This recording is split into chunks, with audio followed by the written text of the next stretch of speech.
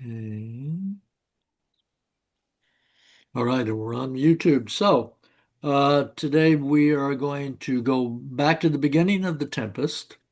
And this time, in addition to reading, we're actually going to have discussion about it.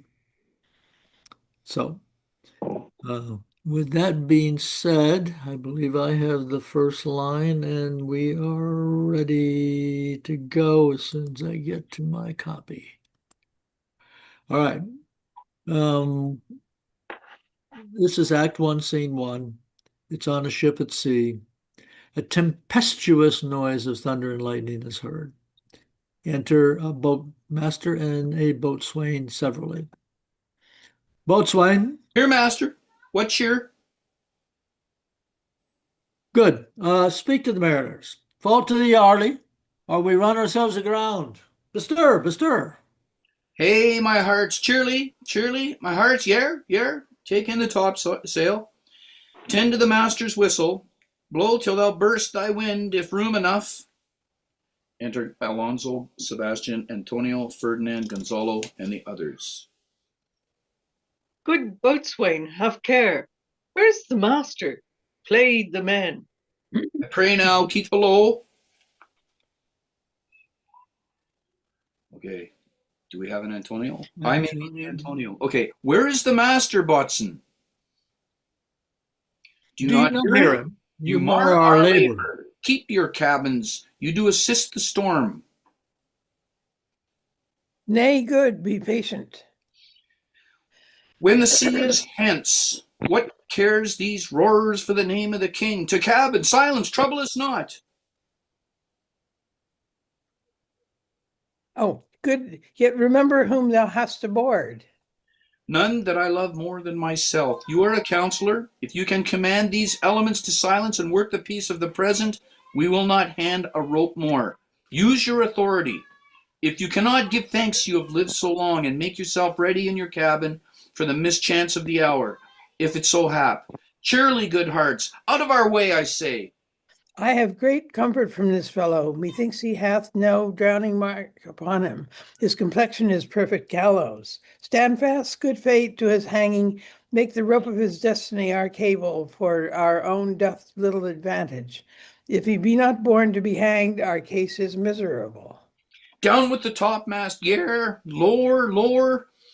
Bring her to try with main course. Ah, plague upon this howling.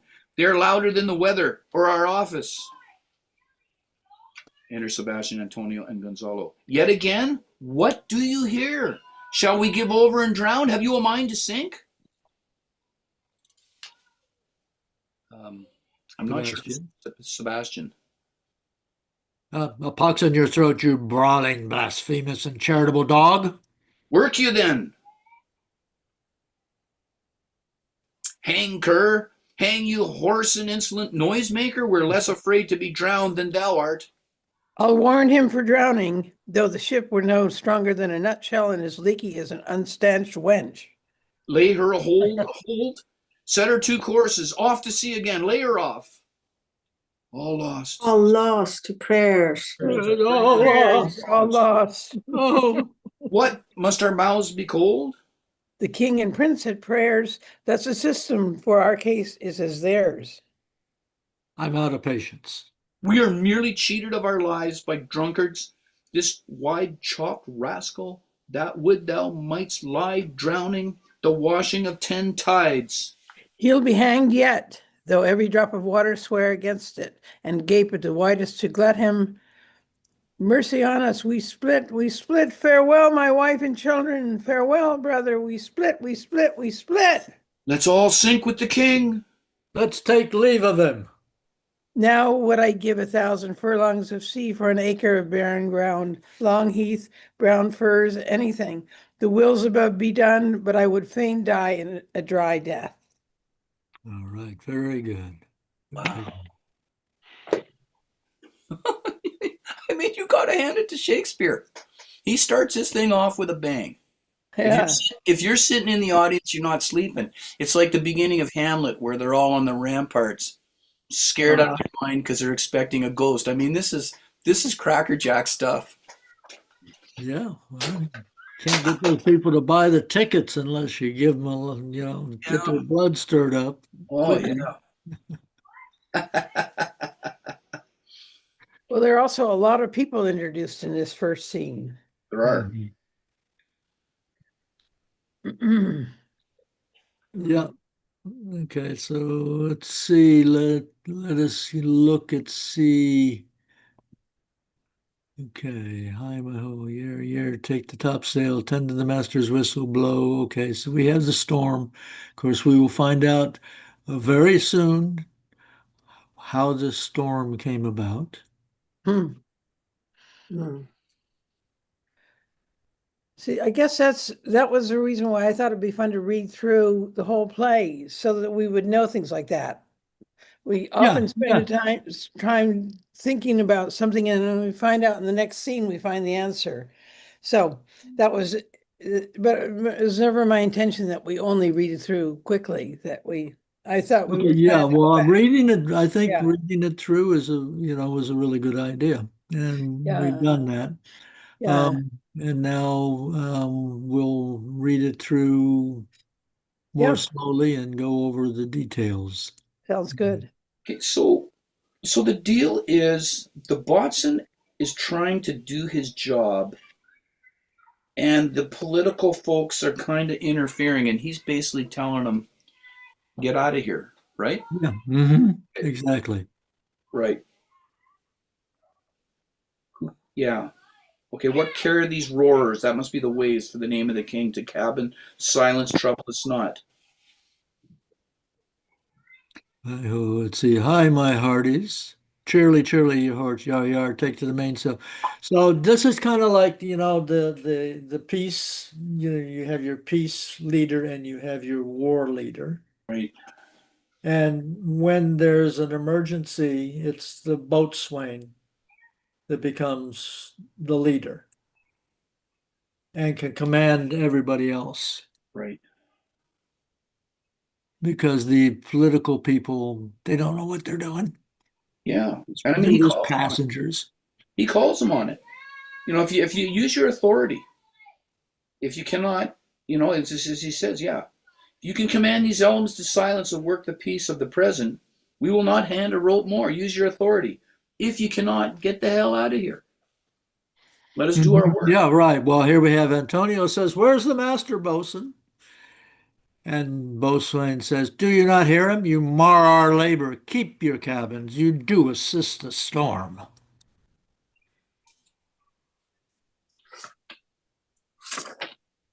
And is that superstition, having them up if non-sailors are on deck?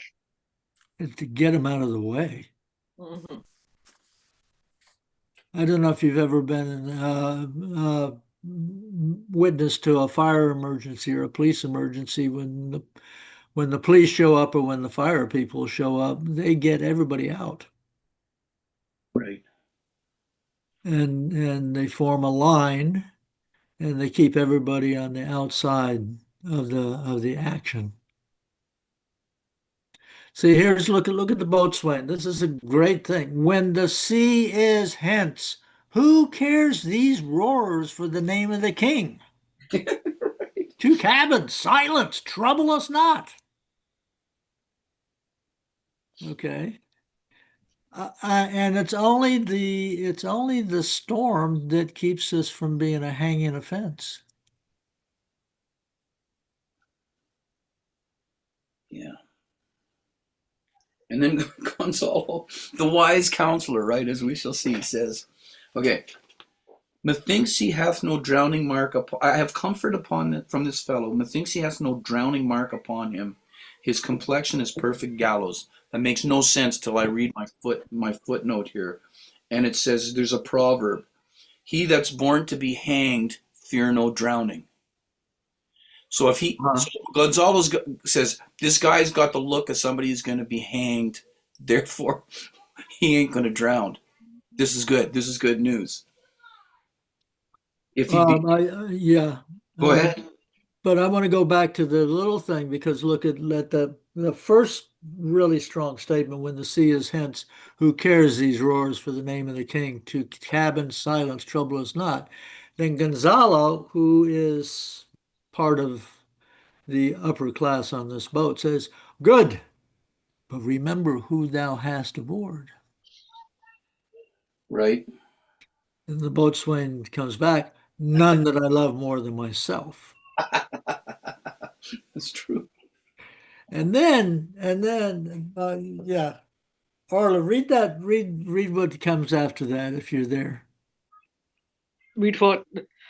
You are a counselor. If you can command these elements to silence and work the peace of the present, we will not hand a rope more.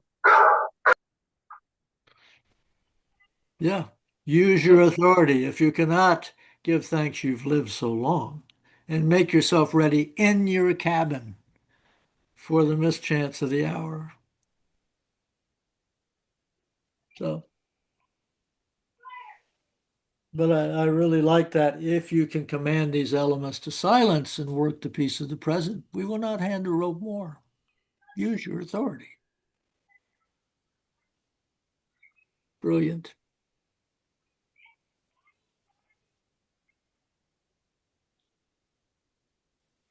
And actually, I think that whole thing, and then when Gonzalo comes back and says, I have great comfort from this fellow, methinks he has no drowning mark.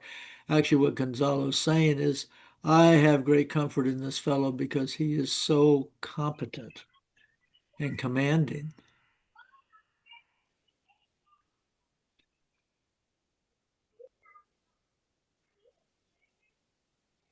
And I think that this thing, his complexion is perfect gallows, means that a really hardened criminal who knows he's going to be hung is not going to get up and snivel when they're putting the noose around his neck. He's going to be very cold-blooded and matter-of-fact about it. That's how I interpret that.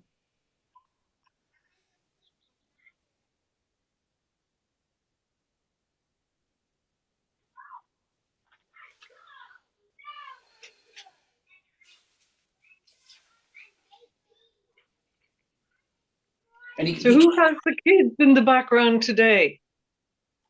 I'm sorry, they're me. No, you don't have to be Are they sorry. your grandchildren? Yeah, they are. Yeah, we're looking after three of them today, and they're Oh, pretty good. great. Sorry, I'll go on silent running, but I would just say he cannot get rid of these people because he's going. They're louder than the weather or our office, and they come back, and he's going yet again. What do you do here?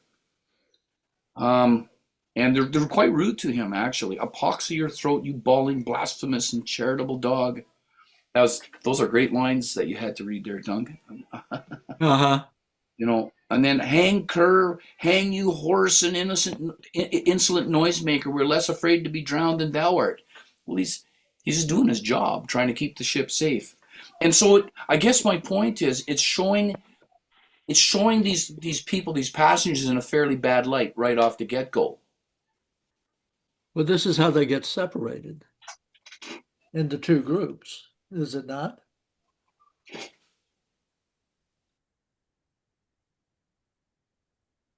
Are not these guys that are up on the deck the ones that get washed overboard?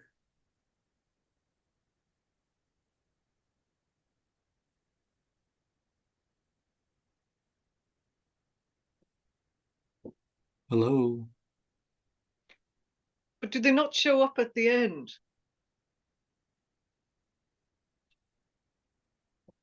Well, I think the structure of the play is okay. So there's this storm, which we find out that it's can't remember his name, but it's the girl's father, the magician, or the who causes the storm, and he in the Prospero. storm we have Prospero, right? excuse me, Prospero. Prospero. Thank you. So he wants to set up two things. He wants to separate um, who gets the girl in the end. Which one of these guys gets the girl? Ferdinand. Ferdinand. Ferdinand? Okay, and Ferdinand is not even in this scene?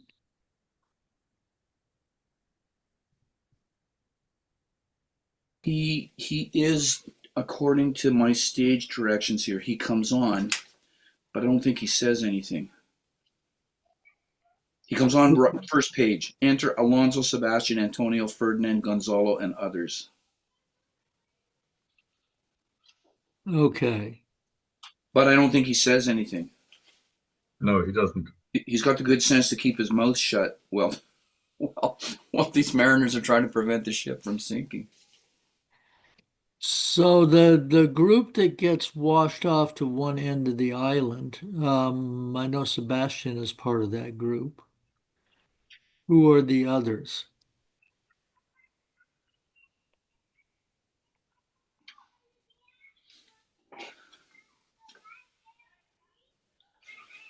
Okay.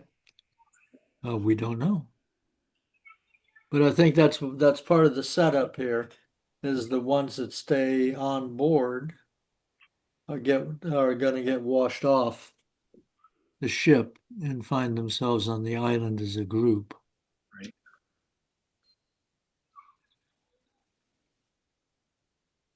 All right. This, So this is all done by Prospero and Ariel. Say again, Donna? This is all done by Prospero and Ariel's magic together, Yes. separating the groups. Yes. That's why, even though the ship is shipwrecked, nobody is lost. Right. So Duncan, I'm looking at Act 2, Scene 1, and here are the directions. Enter Alonso, Sebastian, Antonio, Gonzalo, Adrian, Francisco, and others. So they must get washed ashore as a group. But I notice Ferdinand's not in the directions, so he must, through the good works of Ariel, get washed up on another place. Is that kind of how it plays out? You'll have to ask the others. I really don't know at this Yeah. particular point. Not sure. But he certainly appears shortly with Ariel, who is invisible. And we have Ariel's song. Right. And then it goes on with Ferdinand saying, where should this music be? In the air or the earth? And then it goes on to Ariel's song about full fathom 5, thy father lies. That's Act 1, Scene 2.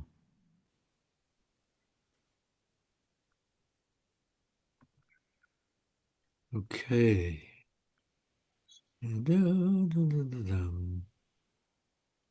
Scene 2 begins on the island with Miranda and Prospero. Yeah. That's Act 3 Okay, then? so I guess we're ready to begin scene 2, if I'm not mistaken. Okay. Right. I think so. Okay. I've got a little sentence here that says, even at sea, the royal party are subject for practical reasons to the boatswain's orders. Right. That makes sense. I think that's helpful. Yeah.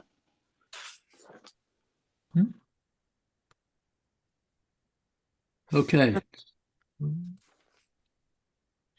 So Dave? Yeah, I know. I'm just looking here. Okay, so why So don't Sylvia did not have a no. So Sylvia's definitely, we're moving her from an incredibly convincing Lady Macbeth to Miranda, to sweet little Miranda. That's right. Okay? That's right. Because we don't she can cover the waterfront. correct. We don't want you typecast. Okay, and then Prospero. Donna, I'll tell you what, if you take Prospero, there's a huge number of lines. If you get tired, I'll tag team with you, okay? Just let me know. And Ariel, Orla, could you be Ariel? Ariel? Mm-hmm. And I'm just looking through here. This is a long scene. Okay. This is a long scene. Ariel, I'm just going, I just want to make sure that's it. Yes. Caliban. Katrina, could you be Caliban? That's good. Okay, and then Oh yeah, that's very long scene.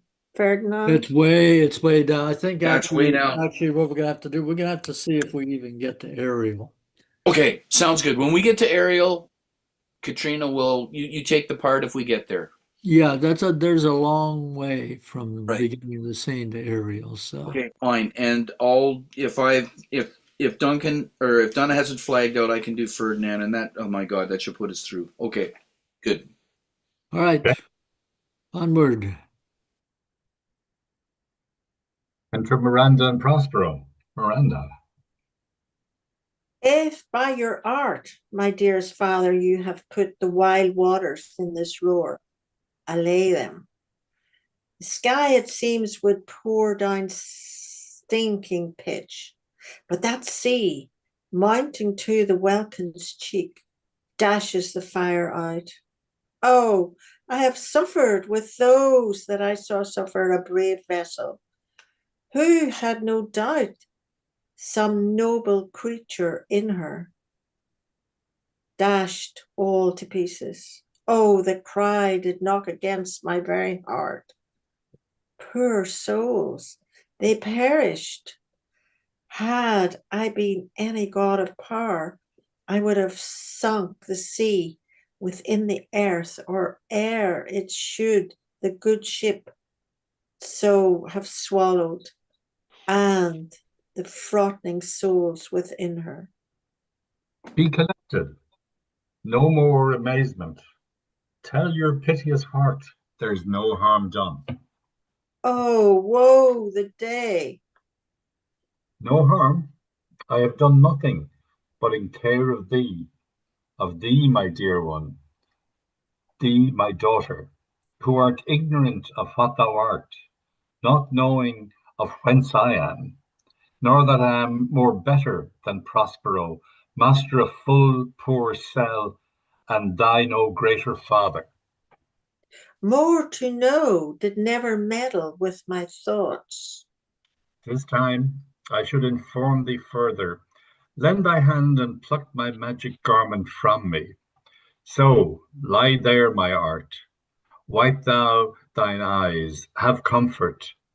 The direful spectacle of the wreck, which touched the very virtue of compassion in thee, I have with such provision in mine art so safely ordered, that there is no soil, no, not so much perdition, as an hair betted to any creature in the vessel, which thou heardst cry, which thou sawest sink.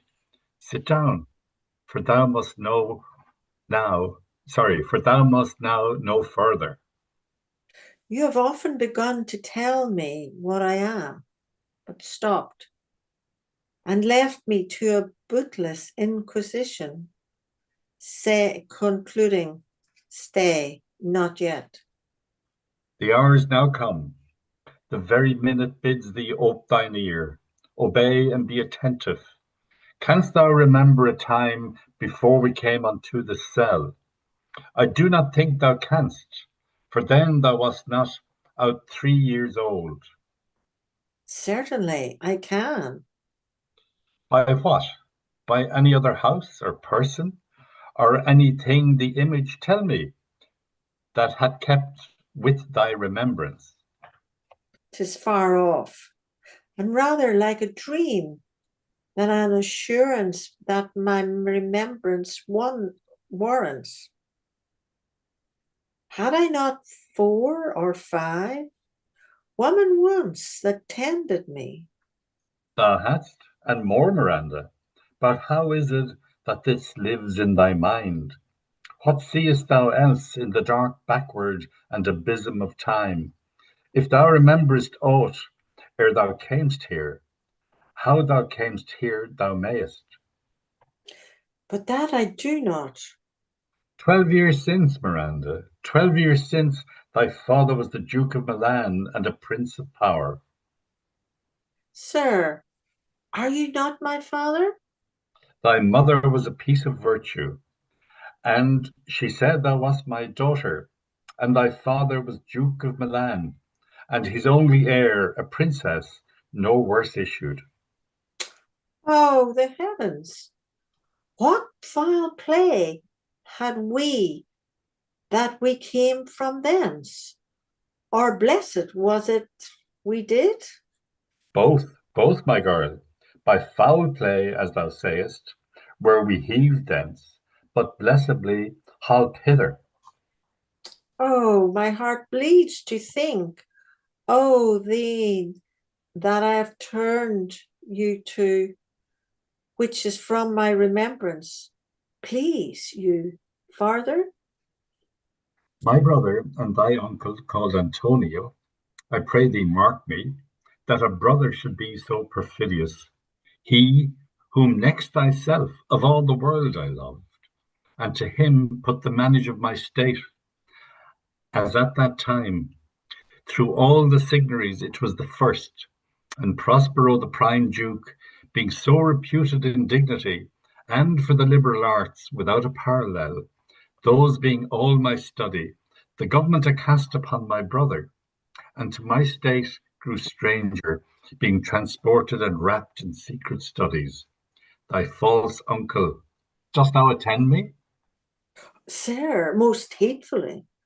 Being once perfected how to grant suits, how to deny them, who to advance, and who to trash for overtopping, new created the creatures that were mine, I say, or changed them, or else new formed them, having both the key of officer and office, set all hearts in the state to what tune pleased his ear, that now he was the ivy which had hid my princely trunk, and sucked my verdure out on it.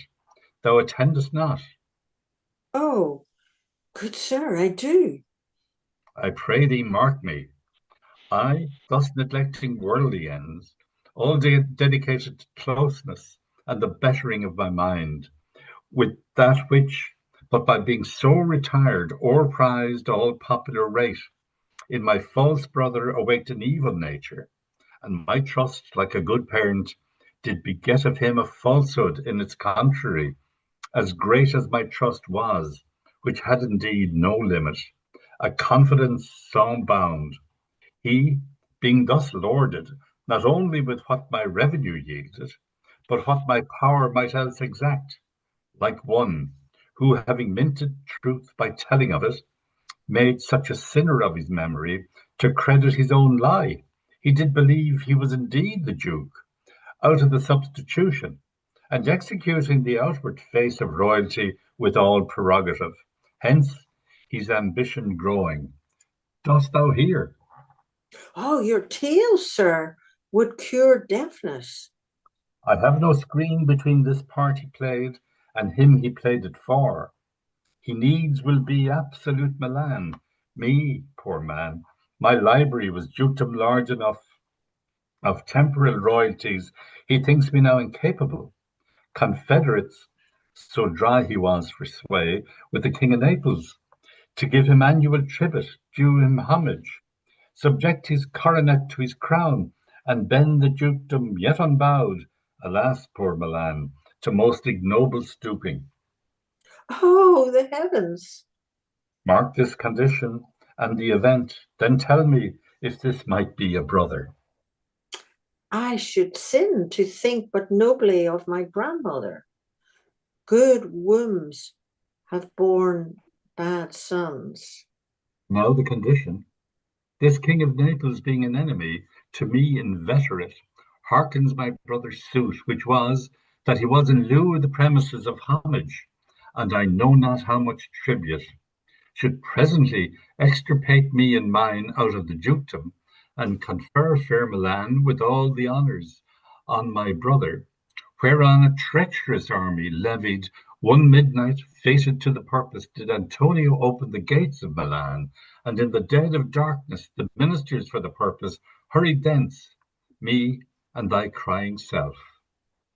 Alack, for pity! I, not remembering how I cried out then, will cry it o'er again. It is a hint that rings mine eyes to it.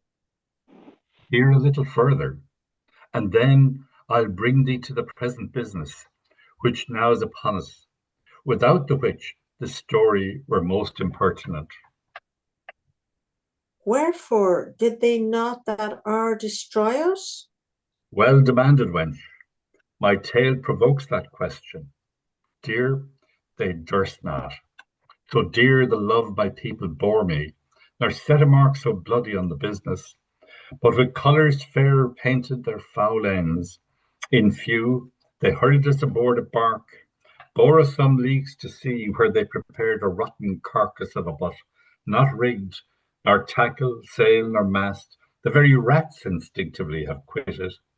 There they hoist us to cry to the sea that roared to us, to sigh to the winds, whose pity, sighing back again, did us but loving wrong. Alack, what trouble was I then to you? O cherubim, thou wast that did preserve me, thou didst smile, infused with a fortitude from heaven. When I have decked the sea with drops full salt, under my burden groaned, which raised in me an undergoing stomach to bear up against what should ensue. How came we ashore? Thy providence divine, some food we had and some fresh water, that a noble Neapolitan Gonzalo, out of his charity, who being then appointed master of this design, did give us, with rich garments, linens, stuffs, and necessaries, which since have steadied much. So of his gentleness, knowing I love my books, he furnished me from mine own library with volumes that I prize above my dukedom. Would I might but ever see that man? Now I arise, sit still and hear the last of our sea sorrow. Here in this island we arrive, and he revive thy schoolmaster, may thee more profit than other princes can, that have more time for vainer hours, and tutors not so careful. Heavens, thank you for it. And now, I pray you, sir, for still 'tis beating in my mind, your reason for raising this sea storm. Know thus far forth, by accident most strange, bountiful fortune, now, my dear lady, hath mine enemies brought to this shore, and by my prescience I find my zenith doth depend upon a most auspicious star, whose influence, if now I court not but omit, my fortunes will ever after droop. Here cease more questions. Thou art inclined to sleep, 'tis a good dullness, and give it way. I know thou canst not choose. Come away, servant, come, I am ready now. Approach, my Ariel, come. All right, very good. Thanks, both of you had a That's number sort of of lines to read. Thanks, Donna, especially. You had a lot there. Yeah, Mhm. that was a but run up the Well ladder. done. that's a beautiful setting of the scene, isn't it? It It is. gives It's us the lovely. history, tells Mhm. us exactly what's going on, You know, and now we're ready for the story, Yeah, or the action, I should say. yeah, yeah, yeah, yeah. It's very good, and he does it all just with words. Yeah, beautiful. On the stage, it's just him and Miranda. Yeah. And Um, you know, clearly Miranda is nodding off because he pulls her aside several times. Are you listening to me? you know, She's obviously nodding, I'd say, probably a little bit bored with all this politics as she would see it. Well, she wouldn't even know what it was, other than a story.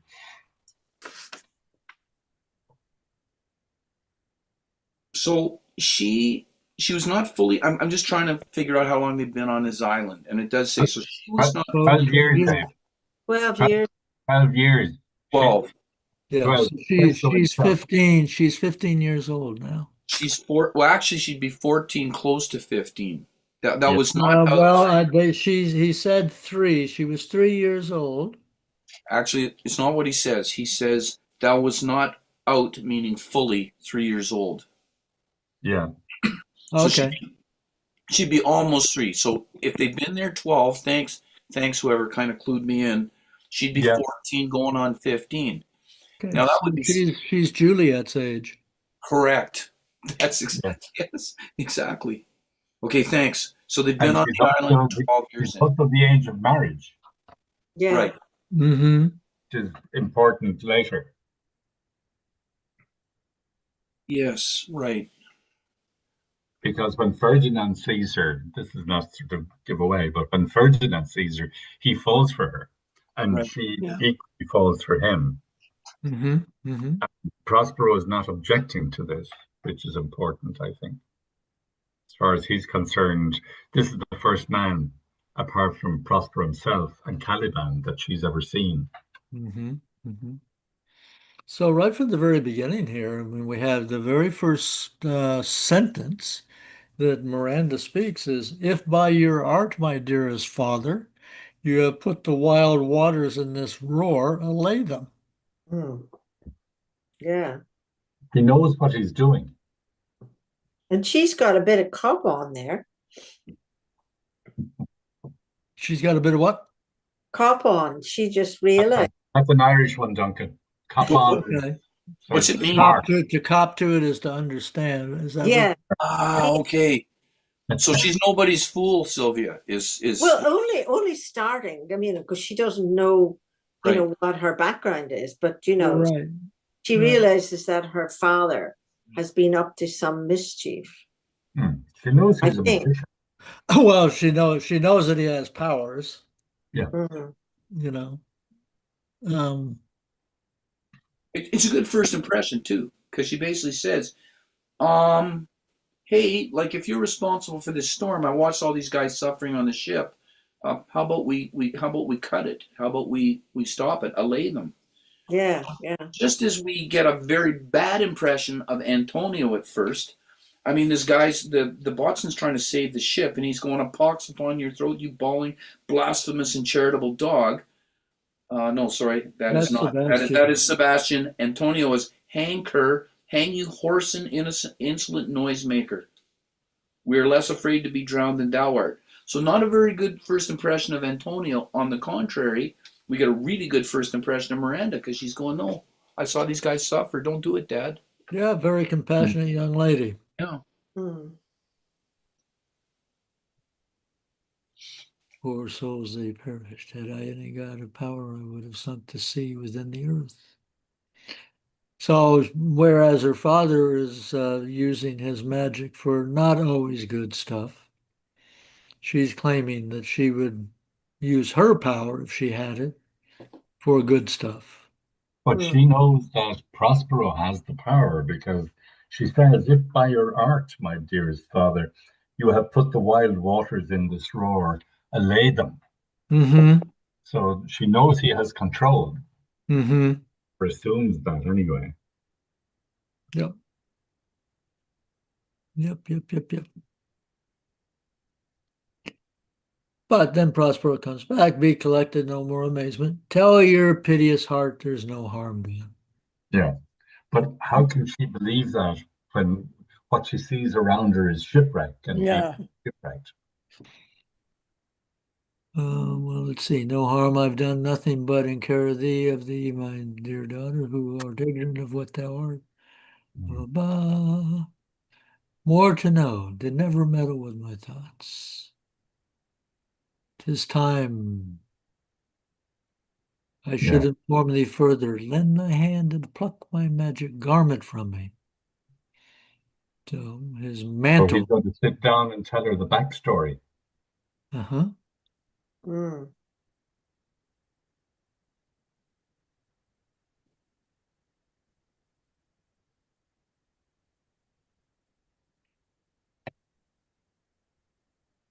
So let me ask, if I may, since I was not at all the readings on this, did the ship actually get sunk, or did he just give the illusion that the ship was sunk? I think it was shipwrecked. Okay. So it would have come on shore. Um, but it's not clear as to how much of this is an illusion. I mean, he creates a storm to shipwreck the ship, but yet doesn't allow anybody to be harmed by that event. Okay.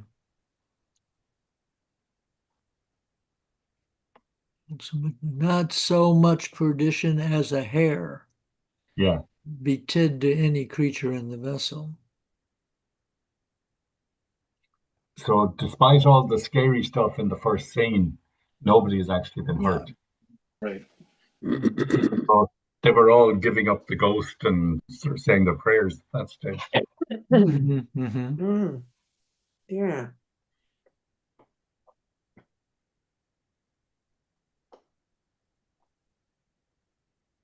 I like the way that Shakespeare very cleverly gets Miranda, when he gets Miranda to have a memory of Yeah, Yeah. of the past. and it can't be a great memory if she was just 3 years old, or not even 3 years old. Yeah. But yet there's something there at the back of her mind that she recalls. And She remembered woman. yeah. Mm. Had I not 4 or 5? How did she know the concept of woman if she hasn't met anybody else? I think what she means, Sylvia, is that these are people like handmaids that are surrounding her and looking after Mhm. her. That's my interpretation of that. Right, but I think Sylvia's question is if she's been on an island for the past 12 years and she came to the island when she was 3, how does she even know Because what her a woman father is? educated her, Yes, because he left him a library. Oh, yeah. Oh, yeah, yeah, yeah, yeah. Very good. Very good. he has been her teacher from the time they arrived. Hmm. About his books. That's right. Orla, this is why I love reading stuff in community, because I wouldn't have thought of that. Of course. Mm. Gonzalo makes sure that he had his books, all his books. Yeah, or at least a And portion of them. Yeah, well, rich sorry, I garments, just point out a good linen, point. stuffs, and necessaries. And who was this? Who was this that helped him? Sorry. It was Gonzalo. Gonzalo, And is he was kind of like a Kent in he's a wise old man. I think is so. He was he, part of the court. yeah, he's a bit like Kent in Yep. King Lear, Yes, yes. isn't he? Yeah. Mhm.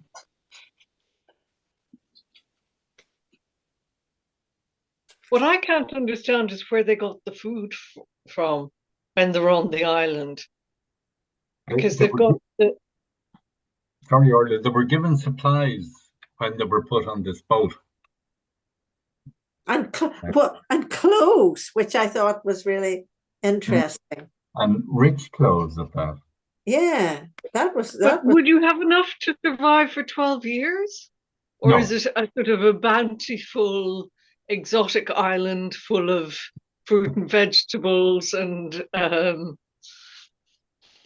maybe he was able Remember to that conjure up remember that the boat. Prospero is a magician. Yeah, You know, but Orla. I mean, it's such a good point. So it's sort of like a Robinson Crusoe story in some ways, isn't it? yeah. Where he, I'm sure when he washed, he was. I think the ship left him by mistake. I think that's what happened. I don't think he was a survivor of the shipwreck, but it's been a long time since I read it.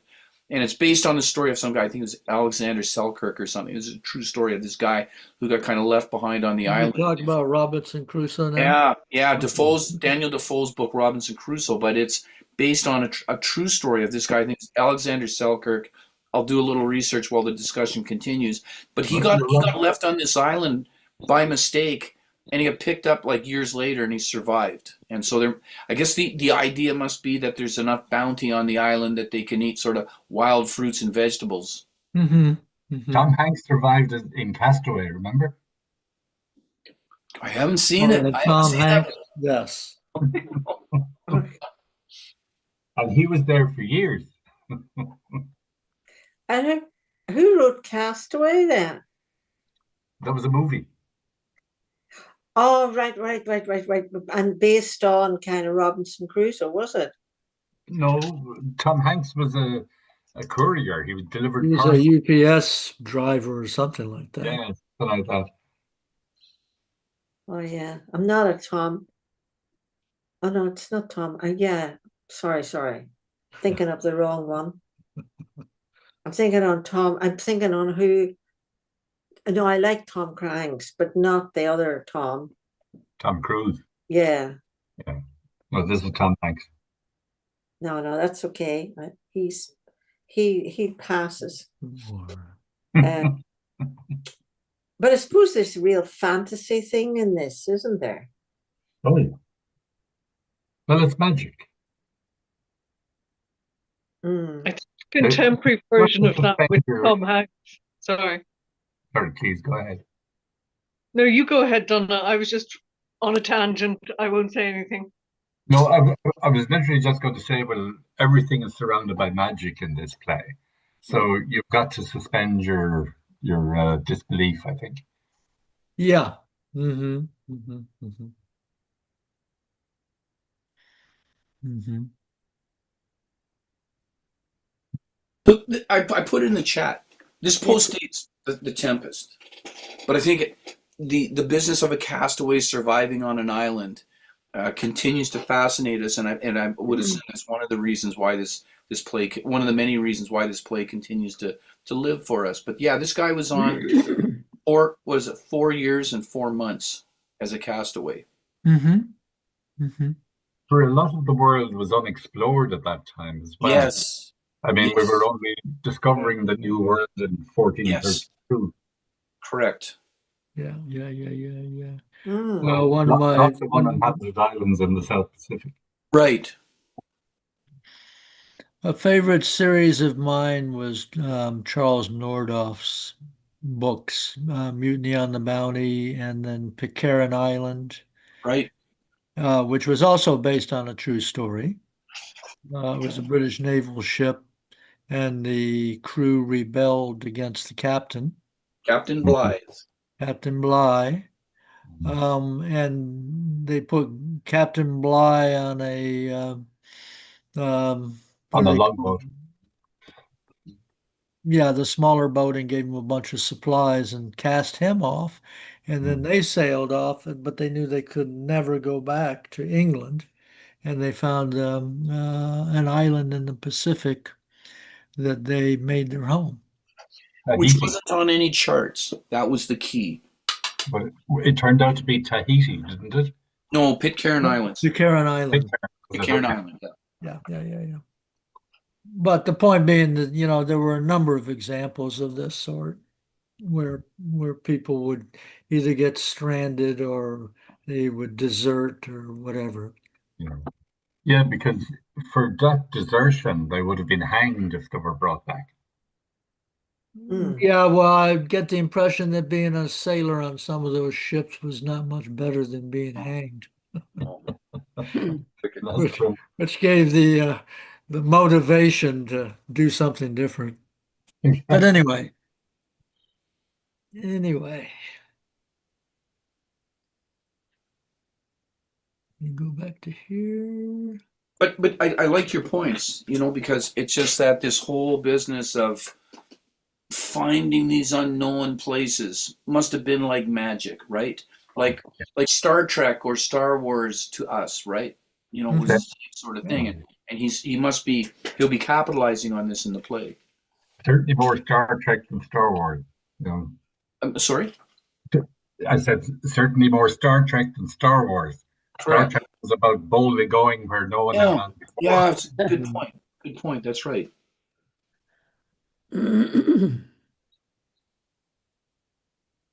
Yeah. And then just to move on a little bit. Just before you do, Dave, Orla, you wanted to branch off on a tangent there. Yeah, for sure. So Orla, let's hear it. No, you mentioned Tom Hanks, and I was just going to say, not Castaway, but the one where he gets stuck in an airport. I don't know what character he plays, and he has no passport. Right. Terminal. And he lives in the airport. Yeah, that's called Terminal. Terminal. Okay. And I thought that would be a modern day Castaway. Yes. Yeah, true. Mm-hmm.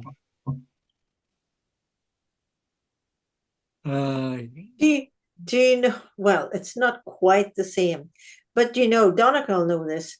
I only found out about it recently. Two young guys the mother said, "You come in for your dinner soon." And I don't know what, they ended up at the airport and they got on a plane and they ended up in New York. Do you remember, Donica? No. They were from Ballymun. Yeah, I don't know how they did.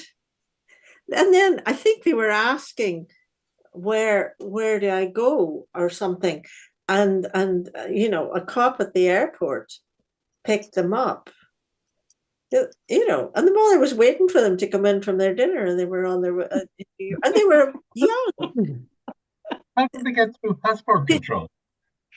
Did you do you know, you know it? Yeah, it's they mentioned it recently. Okay. I mean, they're now in their 40s or 50s or something. Mhm. They better not go back to the US now.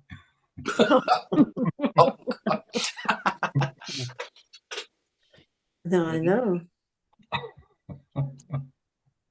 So just to leap forward a little bit, I really like this section where Prospero is talking about how he he was the ruler, but he was more interested in his studies. Yeah. And he had full trust in his brother Antonio. And so he turned over the duties to Antonio. And then Antonio decided that, well, since he was doing the job, he ought to be the ruler.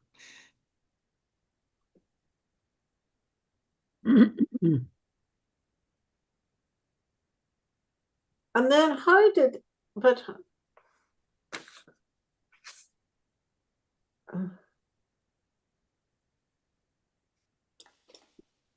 Sylvia.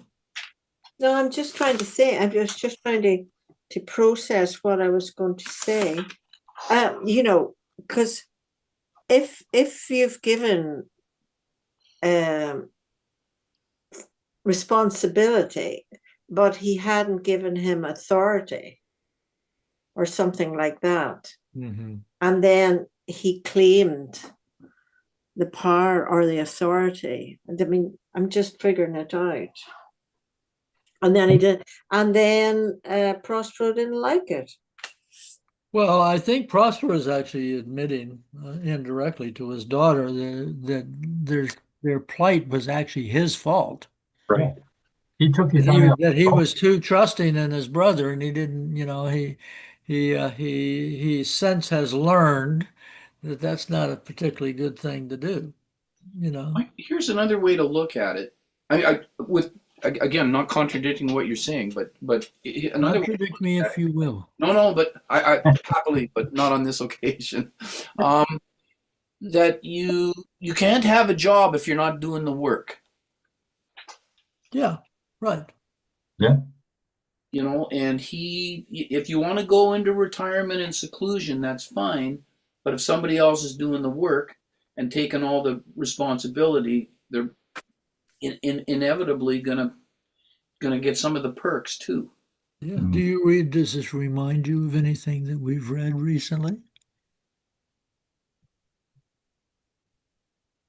Who else wanted to give up the work? Right. Lear. Yes. Very good. That is such a good analogy. Yes, that's right. Yeah. Can I just mention a note that I've picked up here? I'm reading from a different text with different notes this time. And it says, in the famous scene where Prospero so naturally unfolds all the preliminaries to his daughter, it is, to our thinking, most necessary to realize that Miranda is all the while less observed by this important story than by the sea, out of which her fairy prince is surely coming, though his coming be scarcely surmised as yet. We shall not understand this play, lacking to understand how young impulse forestalls and takes charge, outrunning our magician's deliberate contrivance. I think that's an interesting note. That last sentence was outrunning our magician's contrivance? Yes, I think that's a great. Yeah. Could you read that sentence again, please, Donna, for my attention deficit self? Okay. In the famous second scene, where Prospero so naturally unfolds all the preliminaries to his daughter, it is, to our thinking, most necessary to realize that Miranda is all the while less absorbed by this important story than by the sea, out of which her fairy prince is surely coming, though his coming be scarcely surmised as yet. We shall not understand this play, lacking to understand how young impulse forestalls and takes charge, outrunning our magician's deliberate contrivance. Mm, And Hmm. that feeds Hmm. back into what Prospero was saying. He kept calling her attention back to yeah, his story, Right. Okay. yeah. whereas she was dreaming about, her fairy prince, even though she hadn't seen him yet. But, but she clearly had seen him in books that her father read to her, going back to Orla's point. That would have been an interesting variation on this play, though. If they were if they'd been able to mention the romance novels of the day Yeah. that she had read, but had no idea what they meant until the a possibility came along. Because she's been 12 years. She's just her father, and then there's this little thing that flies around, and then there's this brute. And I don't think That's her it. She father must was be. given her a collection of Mills and Boone to read either. Oh my goodness. Mm, It was an interesting idea to have this young woman who had no experience Hmm. of of anybody, was living in this vacuum. Yeah. Yeah, yeah, yeah, yeah, yeah, yeah, yeah, yeah. Well, and if you get a chance, I mean, it's not a world astounding movie, but because I was very young, Forbidden Planet had a big effect on me, and you get kind of a more fleshed out idea of some parts of it anyway. Certainly the part of Prospero and Miranda and their relationship and the fascination that Miranda has with suddenly she realizes that not all men are old like her father. That was a revelation.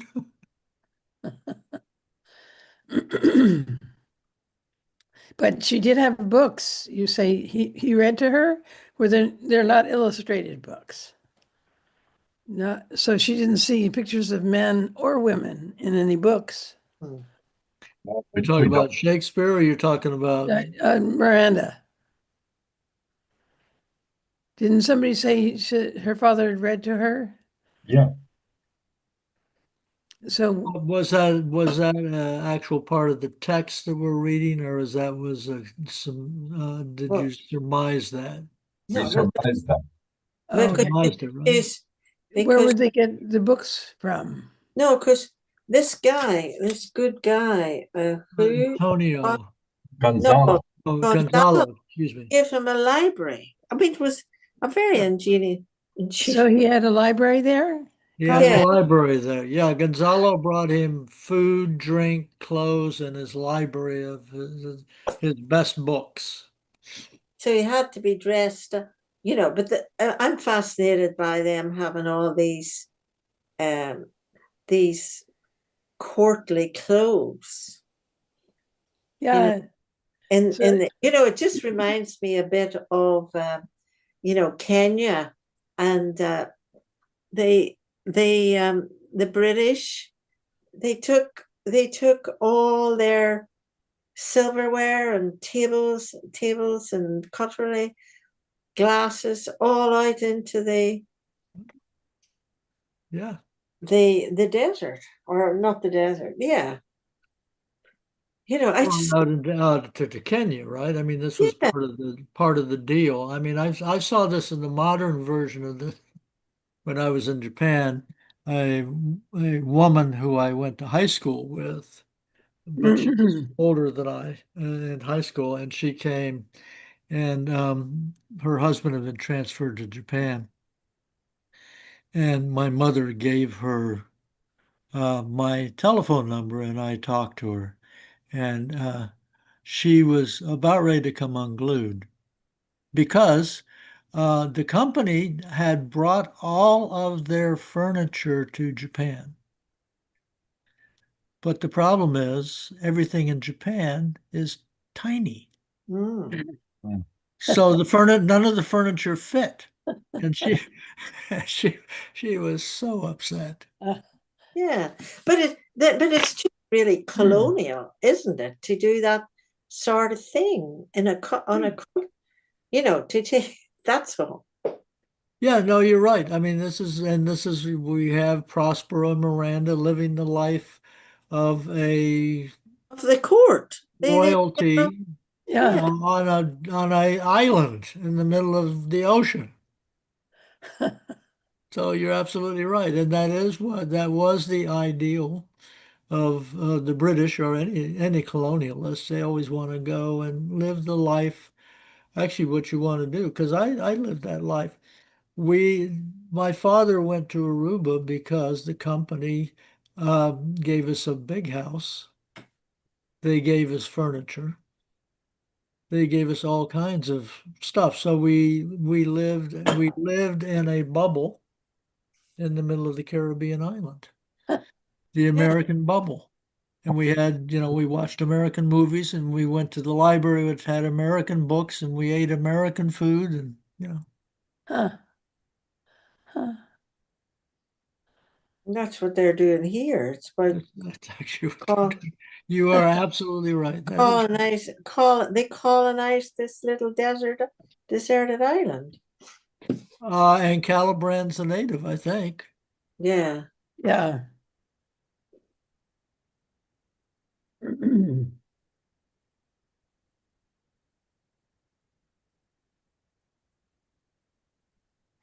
Were there any? Anyway, I think that Prospero knows that he screwed up Yeah. Yeah. by um, neglecting his duties and turning it over to his brother. It still, I think, nonetheless, it still stings that his brother did this to him, Yeah. and Yeah. that his brother made Milan subservient to Naples. Uh-huh. Um, yeah. Yep. Let's see. Being perfected how to grant suits, how to deny them, who to advance, and who to trash for the overtopping. Newly created the creatures that were mine. So, I mean, it's pretty amazing that in these few lines that Shakespeare is able to tell us that, I imagine Prospero back there and doing his studies, and then every once in a while, his brother Antonio would run in and say, "Hey, what do I do in this case?" Prospero would tell him, "Oh, well, in this case, when these people come, you have to do this and that. And, this is how you treat someone who's a disloyal nobleman and, et cetera, et cetera." And then being once perfected, meaning talking about Antonio, being once perfected how to grant suits, how to deny them, who to advance, and who to trash for overtopping. That's a really interesting thing, expression, going back to the 1600s or 1700s, I guess, to trash for overtopping, newly created the creatures that were mine. 4 sentences, one, two, three, four sentences. He exactly explains clearly how Antonio was able to take over and kick him out.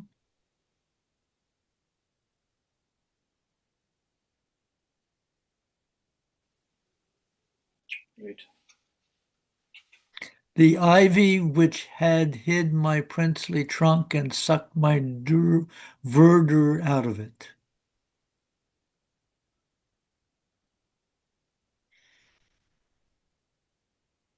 And here's an example of Miranda. Miranda's gotten pretty bored at this point. He says, the ivy which had hid my princely trunk and sucked my verdure out of it, thou attendest not. Huh. Oh, good sir, I do. I pray thee, mark me. Yeah, we can assume that Miranda suffers with a lot of this. Yeah, Papa don't preach. Yeah. yeah. Oh, Papa's yeah. a bag. This is probably just an example of what it was. I know he's given her some background, but he probably gave her, he gave her stories of life and everything, and so she probably had to tolerate him. Well, we don't like to realize it, but frankly, children really start tolerating their parents in their teens for the most part. Yep, it's true. What we did, when I was young, and Hmm. Hmm. because she was interested in hearing, who she was, and he didn't really address that yet, did he? No, he addressed his own situation. He was explaining to her how he lost his kingdom, Yeah, how they ended up on the island. but she wouldn't be interested in that. Not Really? much. No. Well, she'll pretend to be interested. Look here, your tale, sir, would cure deafness. Cure death. Yeah. She was a teenager before her time. Yeah, Yeah. the perfect age, 15. Yeah. Well, I don't know how many of you have raised teenage girls, but this Shakespeare knew the situation, Man, do they tune you out. Mhm. They're so good. I mean, they later become just like treat you like royalty when they become adults, but oh boy, do they tune you out.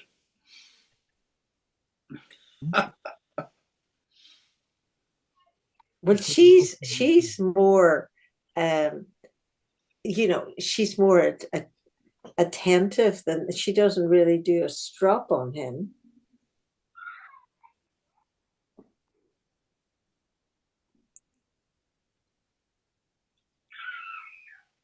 Well, apart from curing deafness. Okay.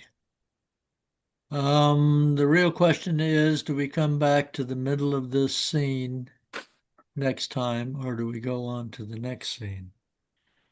Have we covered this? We didn't finish this We one. didn't. Finish the We scene. didn't have, oh, that's right. We only got up to Ariel, right? Ariel, do you Yeah. want me to mark it at enter Ariel, or is there more Yeah. to discuss prior to that?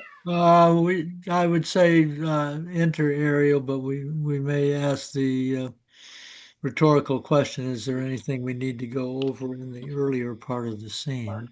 Yep. Yeah. Cool. I mean, I think we've made pretty good progress. He's told her who she is. We know how they got there. We have some idea of what he's doing with the storm. All right, great. Yeah. Okay. All right. All See you right, next I week. will click the button. Anybody have any last minute things they want to say or do? Have a nice weekend. Yeah, Yeah. have a good weekend. Have a nice Thanksgiving, Americans. Oh Thank yeah. you. Will we Yeah. are you doing next Thursday for Thanksgiving? So I'm going to miss Friday too. So I'll miss Tempest next week. Oh, okay. I will be on.